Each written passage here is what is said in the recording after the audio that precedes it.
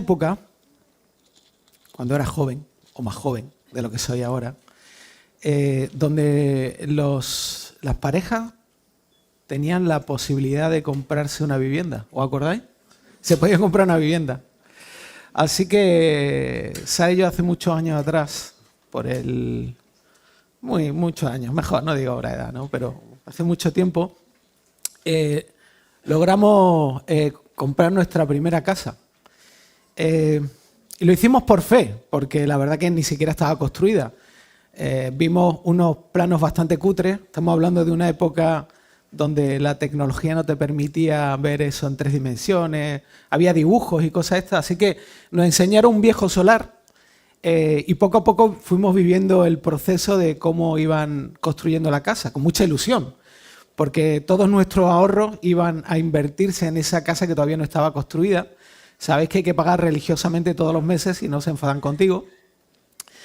Así que vimos todo el proceso, de hecho tengo un montón de fotos, no quise traerlas. Y poco antes de que nos entregaran las llaves de casa, pasó en Málaga algo parecido a lo que ha pasado este año, que llovió de forma inusual, llovió demasiado. Y un día, en una de nuestras visitas, nos acercamos a la casa y nos encontramos al constructor, que estaba bastante preocupado porque habían salido manchas de humedad por toda la casa y bueno, trató de arreglarlas y finalmente el constructor dijo: mira, no os preocupéis, que esto ya está resuelto, no hay ningún problema más, etcétera, etcétera. Nos convenció ahí. Total, que terminamos de dar la entrada, pagamos la hipoteca, nos condenamos 25 años, es una condena casi, y nada, empezamos a arreglar la casa, la pintamos con mucha ilusión todo, hasta que un día nos dimos cuenta de que en una de las paredes del salón, la más visible, empezó a salir una manchita de humedad. Al principio era muy pequeña, pero luego fue creciendo y llegó a ocupar casi la mitad de la pared, ¿no? Claro, iban pasando los años y por todos los medios tratamos de arreglar el problema. Llamamos 2 veces al constructor, picó la pared entera, la volvió a enfocar, puso algún producto antihumedad, pero tarde o temprano volvía a aparecer la manchita.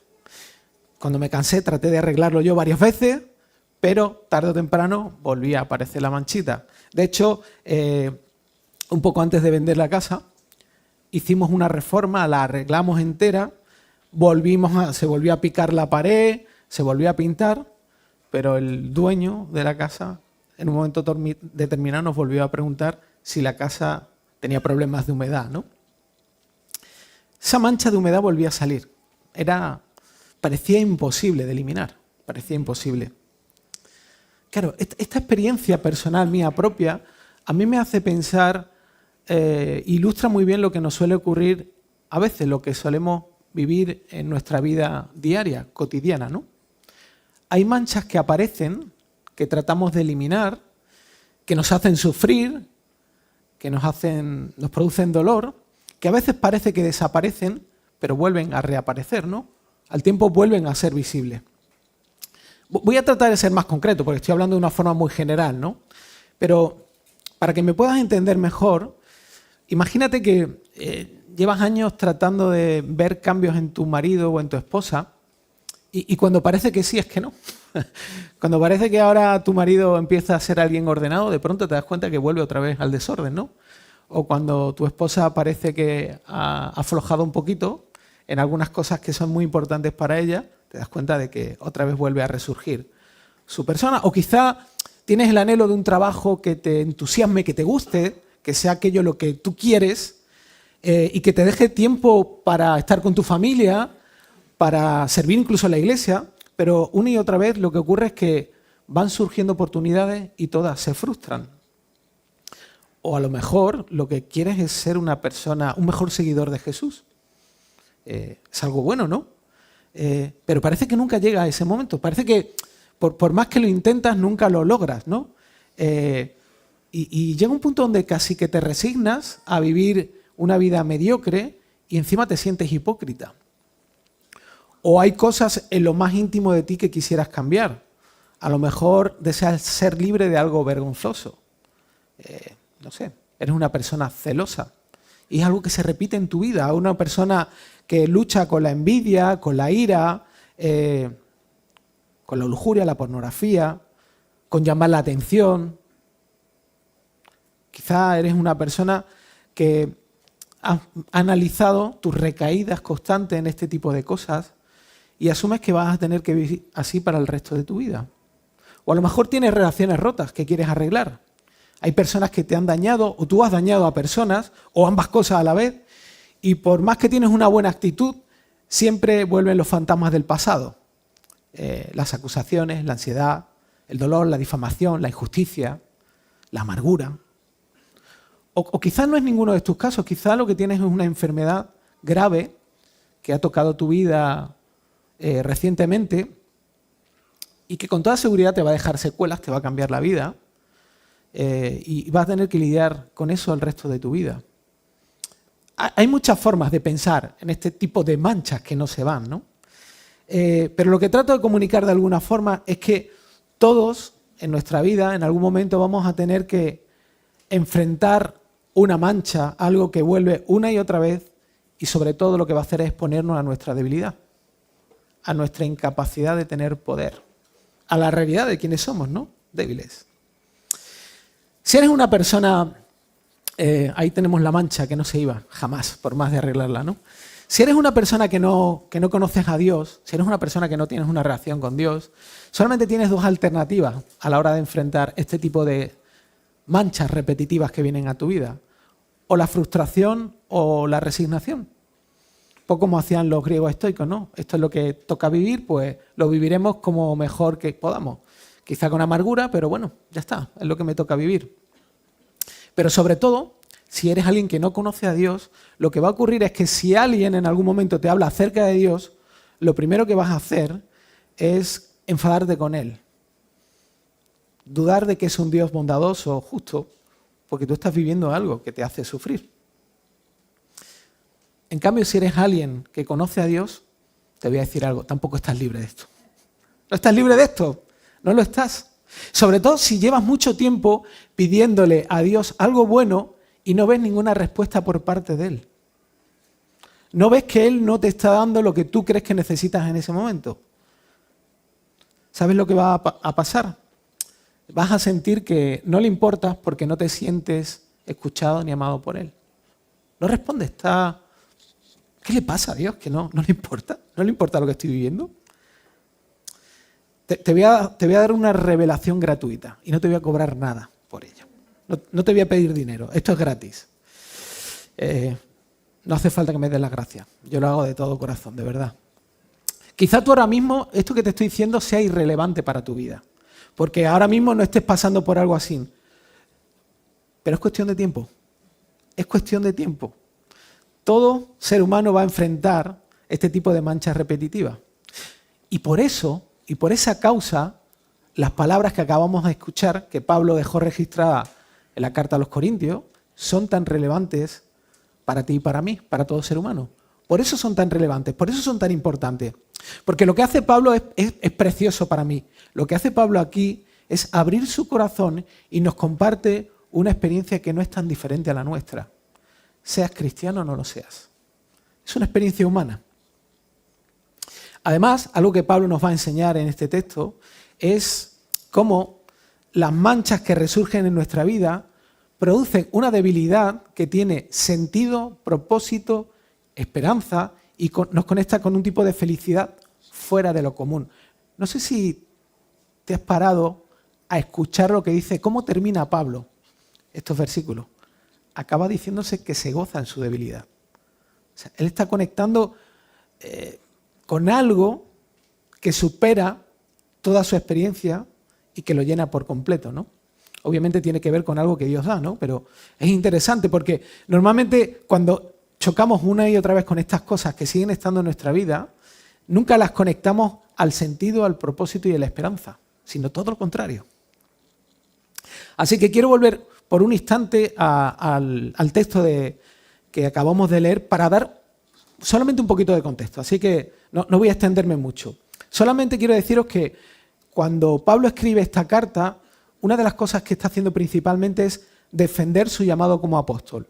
Jesús envió a Pablo para que compartiera el Evangelio, especialmente a los gentiles, y él está en una situación donde está defendiendo que realmente ha recibido ese llamado, ¿no? Y que el mensaje que él comparte es verdadero, porque hay un grupo de personas en la iglesia que parece que no les gusta a Pablo y están difamándolo, ¿no? Esto no ocurre jamás aquí. En la vida real jamás ocurre la difamación.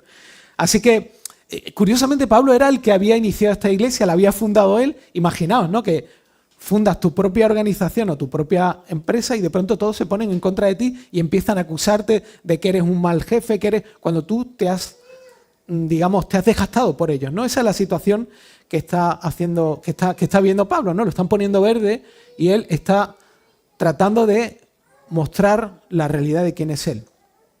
Ahora, yo quiero que pienses en una cosa.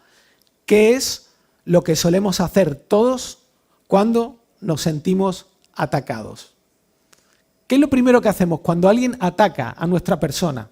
A veces nos sentimos atacados porque critican nuestras acciones y tenemos a veces, vivimos muchas veces vinculando lo que hacemos con lo que somos, ¿no? Entonces, si a alguien no le gusta cómo he puesto esto aquí y me dice algo, se está metiendo conmigo mismo, ¿no?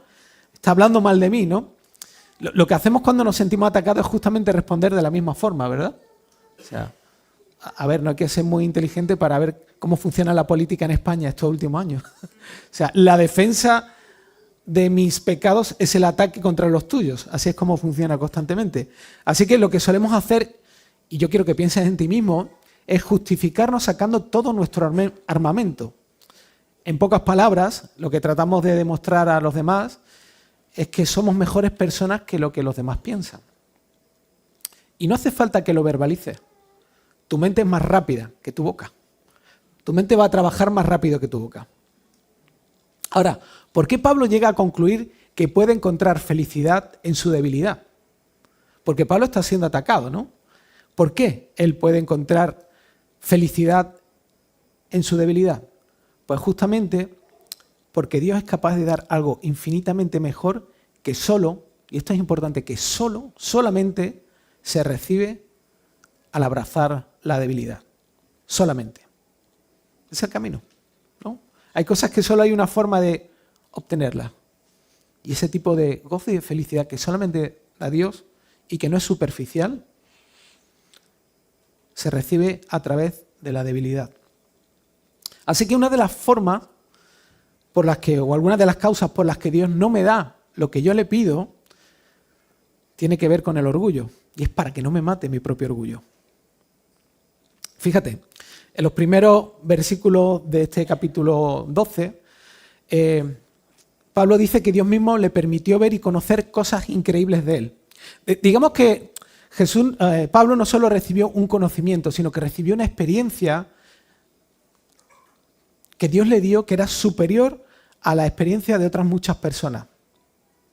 Pero no solamente le dio eso, sino que Pablo se dio cuenta de que tenía un problema. Su problema era el orgullo.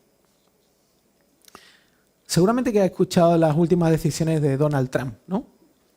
Si no las has escuchado es que estás desconectado de la realidad, porque creo que constantemente en los medios de comunicación, en formativos, en todo, ¿no? Sale cada una de las decisiones que toma este presidente, ¿no? Obviamente Donald Trump es una persona que tiene, entre otras muchas cualidades, dos. Tiene información privilegiada, tiene acceso a información privilegiada y tiene mucha influencia. Tiene la capacidad de poder hacer que las bolsas cambien. No sé si habéis dado cuenta. Tiene la capacidad es una locura. Un hombre que con algo que parece un peluquín lo que lleva en la cabeza, tiene poder para mover el mundo, ¿no? Y con un carácter un poco peculiar, ¿no?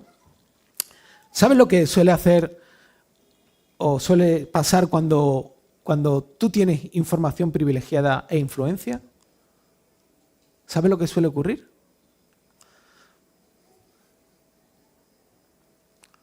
Que resulta casi imposible no usar ambas cosas para tu beneficio personal. Yo creo que lo piense. Sobre todo cuando estás luchando, lidiando con algo así en una situación donde te están atacando o te estás sintiendo de alguna forma luchando con estas manchas repetitivas. Si tú tienes poder y tienes información privilegiada, lo primero que vas a hacer es usar eso para protegerte, para tu beneficio personal, ¿no? Donald Trump hace poco, antes de todo lo que comunicó, habló con su amigo millonario y le dijo lo que iba a hacer, y por causa de eso todos se beneficiaron, ¿no? No hubo ninguno de esos amigos millonarios que dijeron, espera, vamos a avisar al resto de empresarios del mundo para que no pierdan dinero. No, todos se lo callaron y hicieron inversiones para enriquecerse. Así es como funciona el corazón del ser humano, por defecto, ¿no? Obviamente esto es ¿por qué? Por el orgullo. Es por el orgullo, ¿no? Usamos ese tipo de información privilegiada y respondemos así por causa del orgullo. Pero además vivimos en un contexto muy interesante, ¿no? Vivimos en un contexto cultural donde alimentar la autoestima egocéntrica es un valor.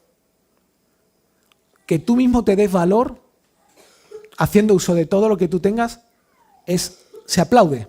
Se aplaude. De eso viven un poco los influencers al final, ¿no? O sea, la gente valora a los que hacen cosas que son increíbles y eso se aplaude, ¿no? Y por eso siempre hay, bueno, la autoayuda, los coaches, ¿no? Demuestra que vales, tú puedes, te lo mereces, muestra tu valor con lo que haces, usa las ventajas, todas las ventajas que puedas obtener para conseguir lo que quieres. Son todas frases que tratan de alimentar, y esto quiero que lo pienses, todas estas frases tratan de alimentar a un alma vacía de valor. A un alma vacía de valor. Cuando ves a una persona que se autopromueve o que se autodefiende, en el fondo lo que hay es una persona que tiene el alma vacía. Pero Pablo dice otra cosa totalmente distinta, ¿no? Justo lo que hemos escuchado en el versículo 7. Él dice, así que para impedir que me volviera orgulloso, se me dio una espina en mi carne, un mensajero de Satanás para atormentarme e impedir que me volviera orgulloso. Pablo sabe que el orgullo es un problema grave para él. Sabe que tiene problemas de orgullo y sabe que lo que Dios le ha dado, o mejor dicho, lo que Dios no le ha quitado, es esencial para que el orgullo no lo mate. Para que el orgullo no le impida poder recibir ese tipo de gozo que solamente se encuentra y que viene de Dios, ¿no? Yo creo que la mayoría conocéis a C.S. Lewis, ¿no? Un escritor y pensador cristiano, uno de los más importantes del siglo XX, y escritor de novelas, de las Crónicas de Narnia y un montón de novelas, ¿no? Y de libros de reflexión cristiana profunda. Y él hace una mención acerca del orgullo y hace un desarrollo que no tiene desperdicio.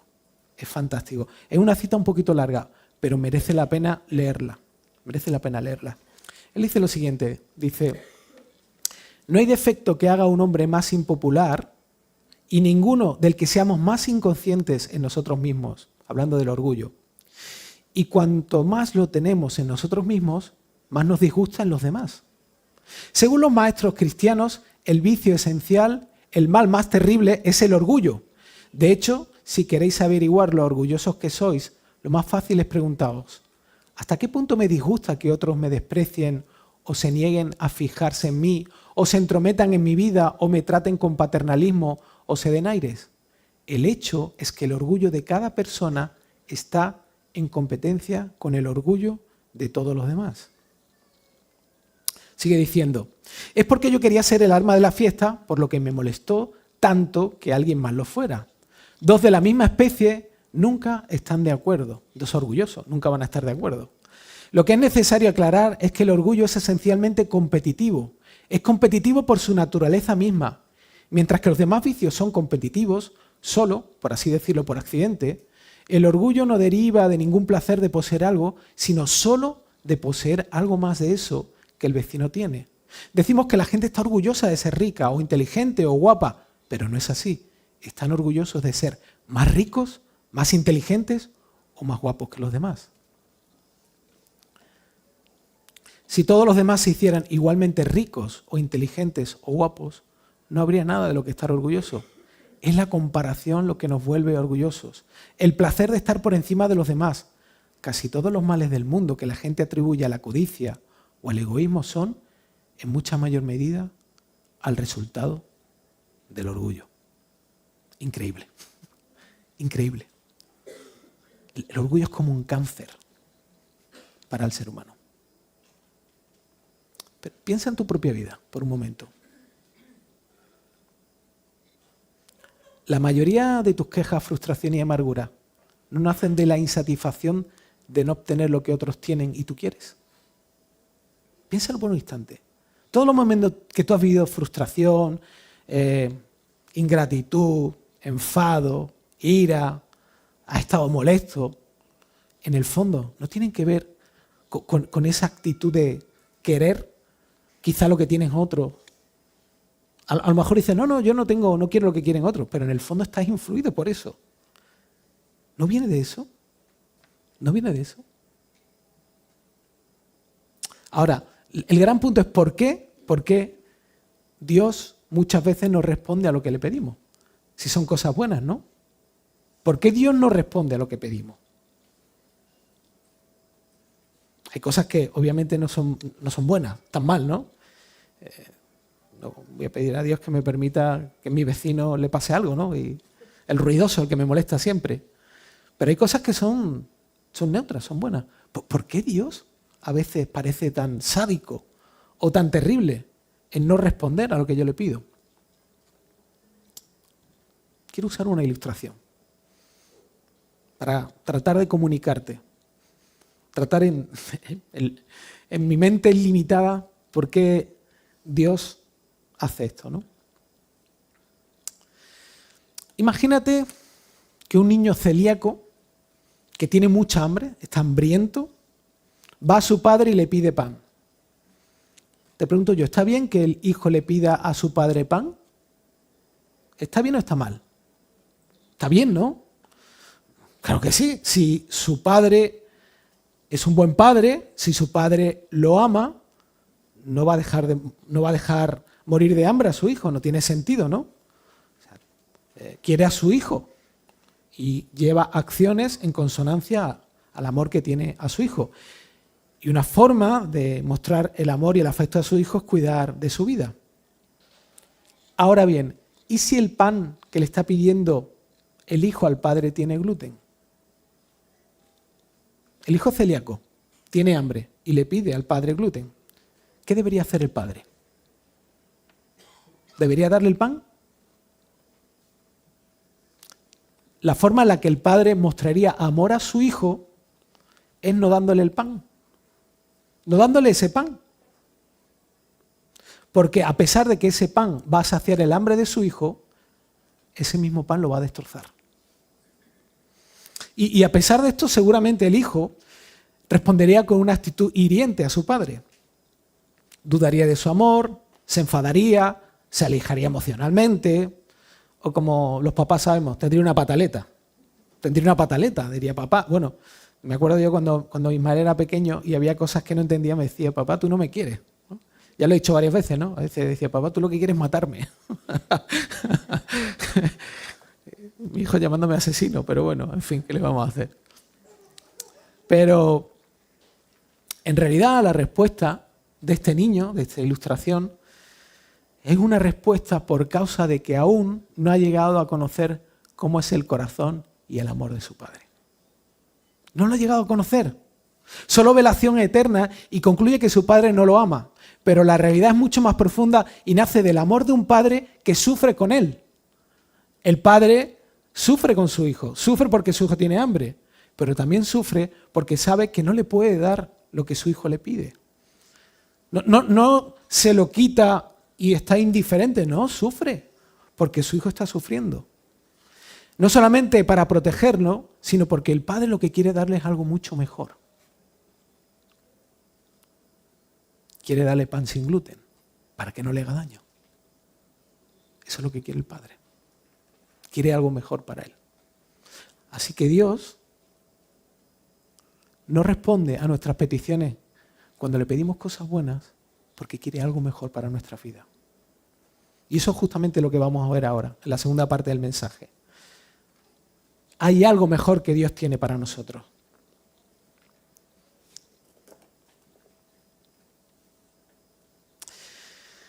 Pablo en el texto que hemos leído hace algo muy interesante, ¿no? En el primer versículo lo que hace es explicar lo que aprendió de su experiencia acerca de sí mismo. Él llega a darse cuenta, como he dicho, que es una persona orgullosa y que justamente lo que Dios le ha negado tiene que ver con respecto a cómo lo está protegiendo ese orgullo. Pero el siguiente versículo lo que hace es, nos explica cuál fue el proceso de llegar a eso y el resultado de ese proceso, ¿no? Versículos del 8 al 10. Y él dice así, ¿no? En 3 ocasiones distintas le supliqué al Señor que me la quitara, hablando del aguijón. Cada vez él me dijo, mi gracia es todo lo que necesita. Mi poder actúa mejor en la debilidad. Así que ahora me alegra jactarme de mis debilidades para que el poder de Cristo pueda actuar a través de mí. Es por eso que me deleito en mis debilidades y en los insultos, en privaciones, persecuciones y dificultades que sufro por Cristo, pues cuando soy débil, entonces soy fuerte. Lo primero que vemos en Pablo es que es algo muy curioso en nosotros también, ¿no? Cuando nuestra debilidad es puesta, la primera reacción es tratar de huir. Lo primero que queremos es salir de ahí, no nos gusta, ¿no? Es lo que Pablo hizo. Pablo le pidió a Dios 3 veces que se lo quitara, que borrara, Señor, borra la mancha de ahí, borra esta mancha, haz que desaparezca. No sabemos con exactitud qué era ese aguijón, no lo sabemos. Ayer justamente estaba hablando con un pastor que conocí y me preguntaba, oye, ¿y tú qué crees que es el aguijón en la carne? Bueno, no sé qué es exactamente, no sé si era algo físico, no sé si era una persona que le hacía la vida imposible o muchas personas o la persecución, no lo sé. Lo que sí sé es que era algo claramente molesto, doloroso y frustrante para Pablo. Era algo muy desagradable. Y cuando estaba estudiando este texto, me puse a pensar en algo, espero que no sea una herejía, pero me llamó mucho la atención, ¿no? Porque Pablo dice que le pidió 3 veces a Dios que le quitara esto, le dijo, te lo pedí 3 veces, y yo decía, bueno, ¿y por qué no 4? ¿Y por qué no 1? ¿Y por qué no 20? ¿Y por qué no 30? ¿No? No lo sé, no os voy a dar una respuesta, pero sí encontré algo que me llamó mucho la atención. Y es que el número 3 se menciona mucho en la Biblia y suele estar relacionado a un cambio o transición en la vida de la persona. Es muy interesante que la persona, y os voy a poner algunos ejemplos, seguro que hay más, ¿no? Pero algunos de los que estuve explorando, ¿no? Por ejemplo, uno de ellos puede ser el de Jonás, ¿no? Jonás pasó 3 días dentro del pez y después acabó orando, después de pasar 3 días dentro del pez, ¿no? Luego Jonás pasó 3 días en Nínive y después la ciudad se arrepintió. Pedro negó 3 veces a Jesús y después se dio cuenta de su propia cobardía. Hubo un cambio en la persona, ¿no? Un primer cambio. Jesús oró 3 veces en Getsemaní y después fue a la cruz sin defenderse. O Jesús estuvo 3 días en la tumba y después resucitó. O Jesús preguntó 3 veces a Pedro, ¿me amas? Y después lo restauró para usarlo como nunca se había imaginado. Qué interesante, ¿no? Confieso que no me ha dado tiempo a explorar esto, ¿no? Pero tengo que ver si hay algún aspecto interesante, ¿no? En el sentido este, ¿no? Pero la petición de Pablo nos enseña algo muy curioso. Y es que Dios no ve la falta de fe, o sea, no ve como falta de fe nuestra lucha con la fe, sino como el proceso mismo de la fe. Para Dios, la fe no es algo que de pronto te llega y ya no hay lucha, no hay dudas con eso. No. La fe se fortalece. Es como una relación. O sea, cuando yo conocí a Sara, de pronto no... Sí, yo estaba enamorado de ella, pero lo confieso, Sara, lo debo confesar. Pero no te amaba como ahora, no te quería como ahora. Era un amor egoísta, era un amor inmaduro, ¿no? Pero la fe es un poco así también.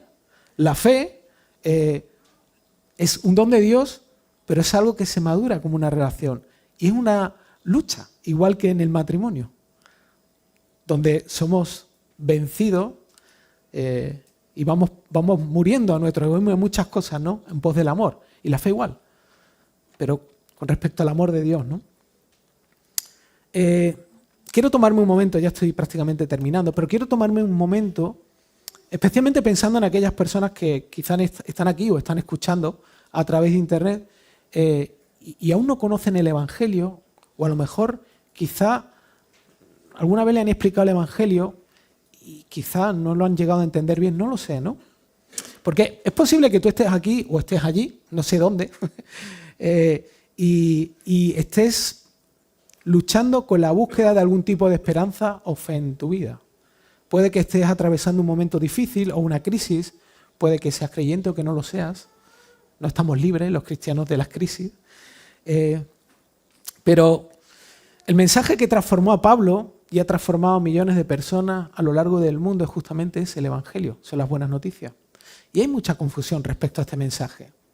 Porque normalmente se suele pensar que los cristianos son personas que quizá han vivido una vida, han vivido un momento de frustración en su vida, están sufriendo y ahora lo que necesitan es convertirse en buenas personas para que Dios les dé algo bueno, ¿no? Es como una especie de intercambio, ¿vale? La vida cristiana es que de pronto me di cuenta que soy malo, entonces tengo que agradar y portarme mejor con Dios y entonces Dios ya va a ser bueno conmigo y me va a dar cosas buenas.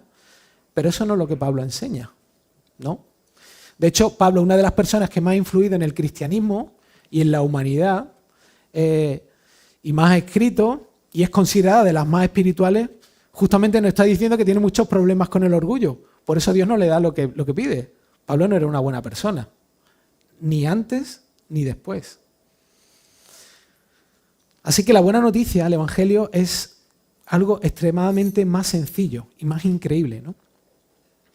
Y básicamente es que el creador de todo lo que conocemos y desconocemos, nuestro creador, se hizo un débil hombre, Jesús, no para mostrarnos que el mayor de nuestros problemas somos nosotros mismos. Cuando hablamos de pecado hablamos de eso, de nuestro problema de orgullo. No solamente Dios dijo, mira, yo voy a venir a través de Jesús para que tú te des cuenta de que tiene un problema. No, sino que vino para entregar la vida de su mismo Hijo, de Jesús, y mostrarnos cómo es su corazón para con nosotros. Para rescatarnos del orgullo destructivo, de la búsqueda constante de construir una identidad de una persona, de vivir insatisfecho constantemente, de tener una visión confundida de lo que es la verdadera vida, de la felicidad. Cuando hablo de la felicidad me cuesta mucho trabajo porque sé que se puede malinterpretar. La felicidad cristiana no tiene que ver nada con la felicidad que se persigue fuera de ahí. La felicidad que viene de parte de Dios no tiene nada que ver con la felicidad superficial, basada en las cosas que tiene o en una vida cómoda.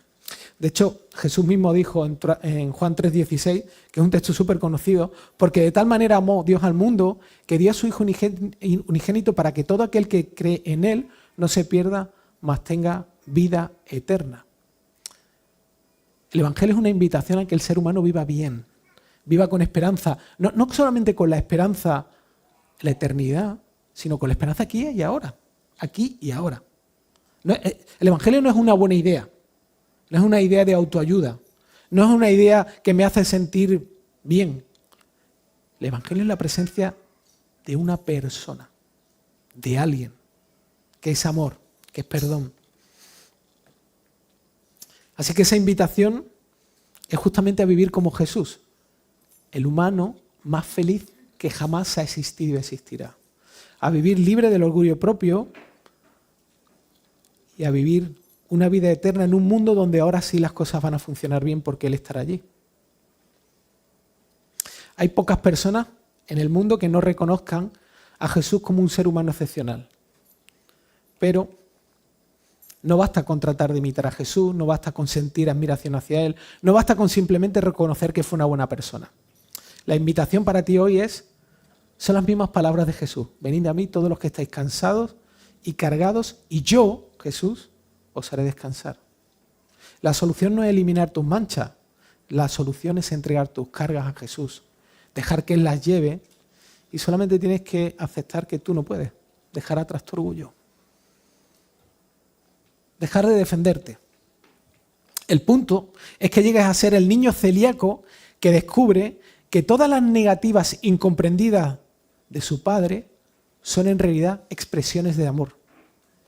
De un amor que es capaz de soportar la rabieta y los desplantes de un hijo inmaduro, porque lo que quiere es darle algo infinitamente mejor.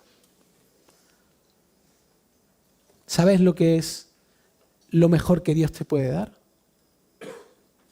Mejor que salud, mejor que una vida cómoda, mejor que no problemas, mejor que una casa sin manchas, mejor que no tener una hipoteca.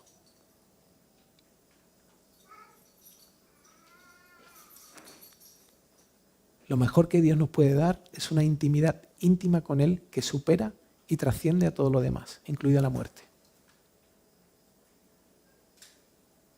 Eso es lo mejor que Dios nos puede dar, Él mismo. Eso es lo que Dios quería para Pablo. Eso es lo que transformó a Pablo. Eso es lo que nos cambia y nos transforma a nosotros. Ese es el mensaje de Jesús, ese es el Evangelio. ¿Y cómo se recibe eso? Recibiéndolo. Tal como tú estás. Tal como estás. Ahí es donde está nuestra felicidad y satisfacción. No somos fruto de la casualidad, no lo somos. Somos fruto de una mente que ama. Y cuando nos separamos de su diseño, cuando nos separamos de lo que Él tiene en su mente, cuando nos separamos del amor y del afecto que Él quiere restaurar en nuestra vida, nos volvemos orgullosos. Nos volvemos tristes, nos volvemos personas que no saben vivir bien. Y la única forma en la que podemos llegar ahí es por medio del proceso doloroso de morir al orgullo. Abrazar el mensaje del Evangelio. ¿Cuántas veces? Todas las que haga falta. Porque Dios es el único ser que tiene un carácter que es capaz de soportar nuestros desplantes. Es el único que cada vez que volvemos a Él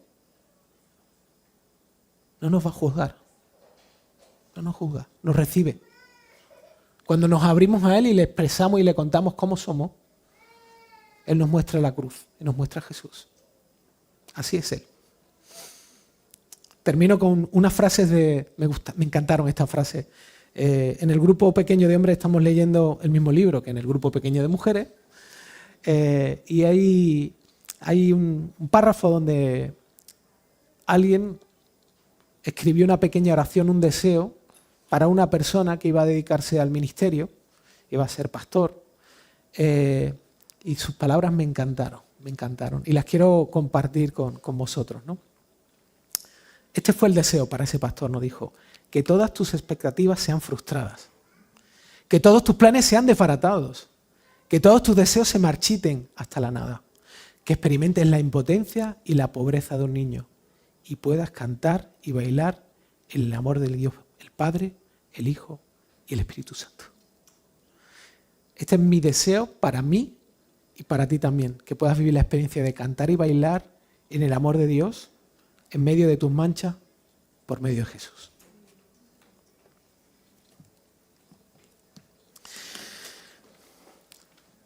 Señor, es bueno cuando podemos profundizar y llegar y encontrarnos con la realidad de cómo tú haces una subversión o una reversión de los valores, cómo tú donde desde fuera se ve que no hay vida, de que hay debilidad, de que hay vergüenza, tú haces resurgir un poder que viene de ti. Señor, gracias por limitarnos, gracias por no dejarnos vivir cómodamente, porque realmente el orgullo no solamente es un problema que te mata, nos lleva directamente al infierno. El orgullo es el infierno. Probablemente a veces cuando pensamos en el infierno pensamos en un lugar horrible con fuego, y en realidad es un lugar horrible porque las personas que viven allí son orgullosas, compiten entre sí constantemente y viven en una tensión eterna entre ellos mismos, Señor. Y no queremos vivir así, no queremos vivir así. Y te damos gracias porque a través del Evangelio tú nos ofreces algo tremendamente mejor, estar contigo. Tú disipas, matas el orgullo, Señor. Gracias por lo que has hecho. Gracias por no dejarnos ciegos a esta realidad. Gracias por haber permitido que Pablo viera eso en su propia vida y darnos cuenta de que no somos tan diferentes y que tú no haces diferencia. Para ti no hay personas diferentes en las que tú no puedas obrar. Que no nos resistamos a ti, Señor, que nos acerquemos a ti con una actitud de ser sorprendidos, de dejarnos amar, de arrepentimiento también, Señor, porque tantas veces que no te consideramos y te tenemos en cuenta y te culpamos de cosas en las que nosotros no hemos querido incluirte. Gracias porque en Jesús vamos a ti y podemos sentir y tener la certeza de que lo que recibimos de ti es amor y transformación, no quedarnos como estamos. Señor, gracias porque eres tan grande, tan grande. En el nombre de Jesús. Amén.